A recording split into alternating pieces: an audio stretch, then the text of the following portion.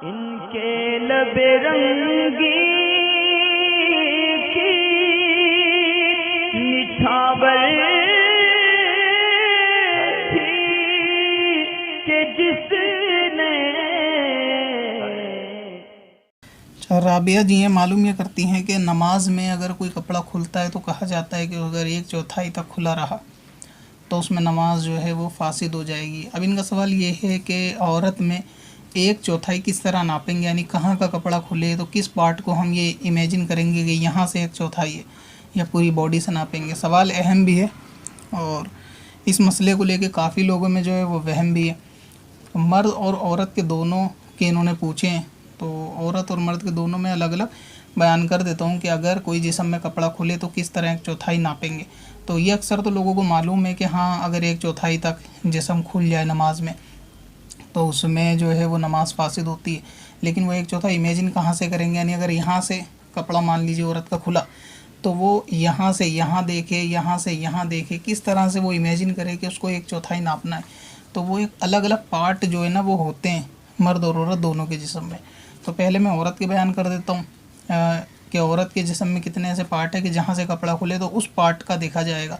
तो तकरीबन उसमें 30 पार्ट ऐसे होते हैं, यानी औरत का ऐसे तो जिस्म सर से लेकर पाँव तक छुपाना जो है वो फ़र्ज़ है, मगर इस पूरे जिस्म ही उसका सित्र है, जिस्म ही उसका पूरा औरत है। मगर ये कि इसमें भी अलग अलग पार्ट हैं कि अगर वहाँ से कपड़ा हटेगा तो इस एतबार से नमाज फासिद होने के एतबार से उसको 30 अलग अलग पार्टों को शुमार किया है। जितने मुझे इस वक्त जहन में आएंगे मैं उसको बयान कर देता हूँ। मसलन ये कि एक है सर से मुराद ये कि जहाँ आदतन बाल उगते हैं पेशानी के ऊपर से लेकर और पीछे तक कान से लेकर इस कान तक ये जो ऊपर का पूरा गोला है ये अलग से एक पार्ट है। तो अगर सर पे से दुपट्टा हटेगा तो इसमें पूरा चेहरा शुमार नहीं होगा, बल्कि इसका 1/4 देखेंगे। जहाँ पे आप मसा करते हैं तो वहाँ का 1/4 देखेंगे। इसी तरह एक पार्ट है ये कान, और ये दोनों कान जुदा जुदा एक पार्ट है। मतलब अब किसी भी कान का अगर हिस्सा खुला तो उस कान का सिर्फ 1/4 नापेंगे, तो ये अलग से एक पार्ट है जिसको नमाज में छुपाना फ़र्ज़ है। इसी तरह अगर इस कान का खुलेगा तो इसी तरह इसमें से अलग पार्ट नापेंगे। सर के सिवा जो बाल औरत के लटके हुए होते हैं, यानी सर से अलग जितने सर में शुमार है तो वो सर की कैद में आएंगे पार्ट में, और जो सर से अलग लटके हुए हैं जिसको आम ज़ुबान में चुटिया बोलते हैं, तो ये जो चुटिया लटकी हुई है तो इसमें अलग से ये एक पार्ट है, यानी इसको भी एक सित्र शुमार किया गया। तो इस तरह से इसमें अलग ये पार्ट देखेंगे। इसी तरह औरत का जो ये गर्दन है, ये गर्दन अलग से पार्ट है और इसमें गला शामिल है, यानी गर्दन और गला। तो इस तरह से ये एक पार्ट है। अगर यहाँ से दुपट्टा हटता है या कपड़ा हटता है तो इसको सिर्फ यहाँ से नापेंगे, पूरी कमर से नहीं नापेंगे।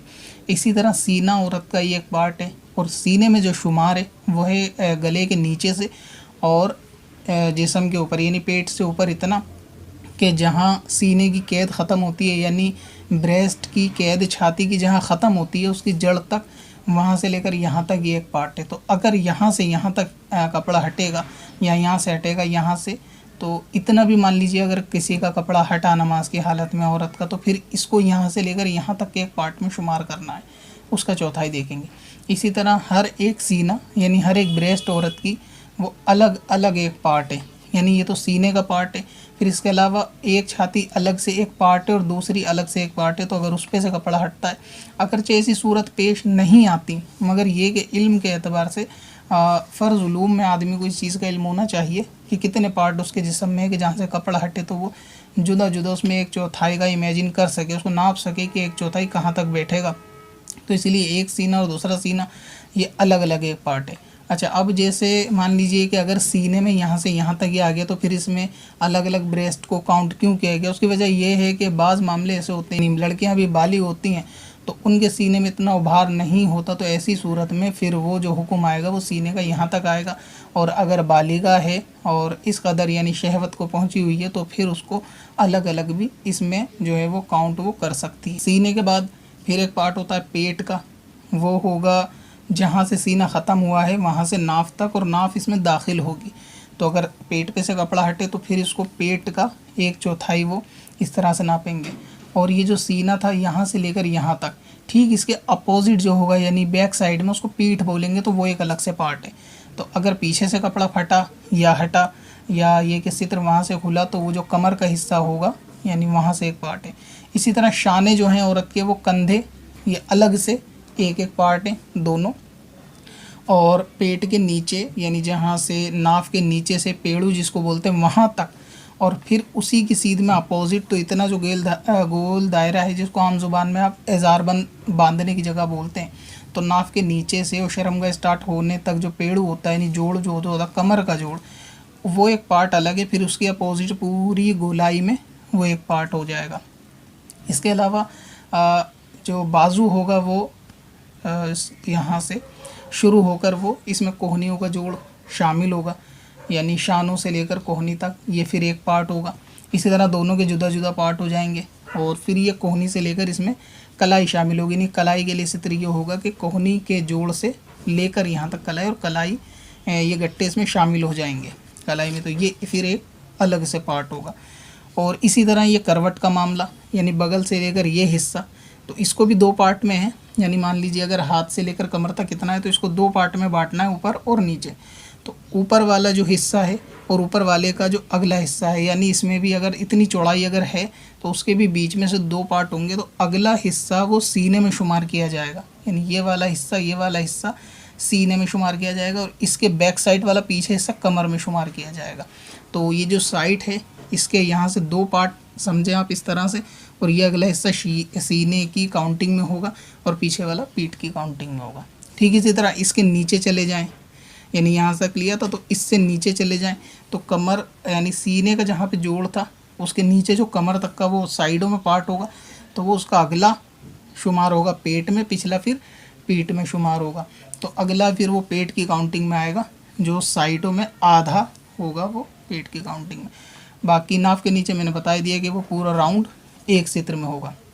इसी तरह हर एक सुरीन यानी हर एक कूला अलग अलग एक चित्र है, मगर यानी दाएं कूले पे से कपड़ा हटा या कपड़ा फटा तो एक कूले की चौथाई नापेंगे, उसमें पैरों को कमर को किसी को शामिल नहीं करेंगे, ये एक पार्ट हुआ जिसमें से एक चौथाई नापी जाएगी।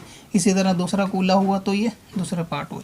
तो जहाँ पे दो चीज़ें होती हैं ना और वहाँ अगर एक एक बताई जा रही है तो मतलब ये है कि दूसरी का हुक्म भी बिल्कुल सिमिलर है, उसमें कोई पूछने वाली ज़रूरत नहीं। मसलन कान बताया गया दो और ये बताया गया कि ये अलग एक पार्ट है, तो मतलब कान की चौथाई दूसरे की भी इसी तरह आप चौथाई नाप सकते हैं। तो दोनों कूले अलग अलग फिर एक औरत हैं, अलग अलग इनकी चौथाई नापी जाएगी। इसी तरह शर्मगा, अच्छा अब ये कूले मर्द में और औरत में कॉमन ही हैं, जो चीज़ें मर्द औरत दोनों में हैं वो दोनों के लिए कॉमन होंगी। ठीक है, यानी सित्र के एतबार से, क्योंकि कॉमन तो कमर भी दोनों में है लेकिन मर्द की कमर सित्र नहीं।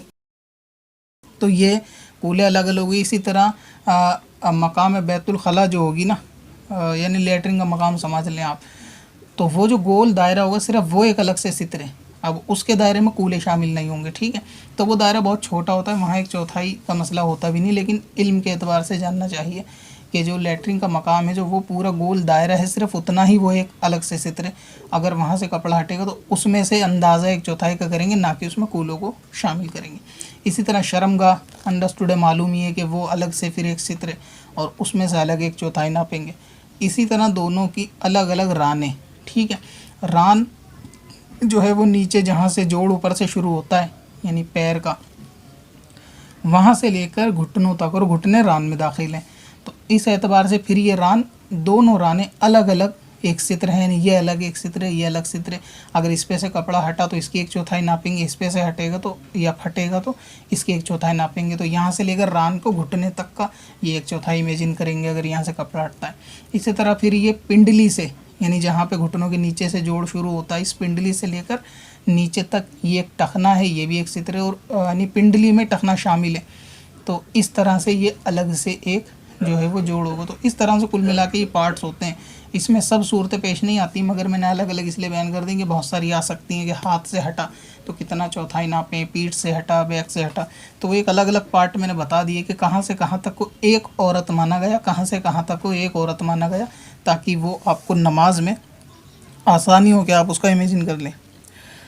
अच्छा, अब मर्दों के लिए पत्थर में असल लाले पुरनवार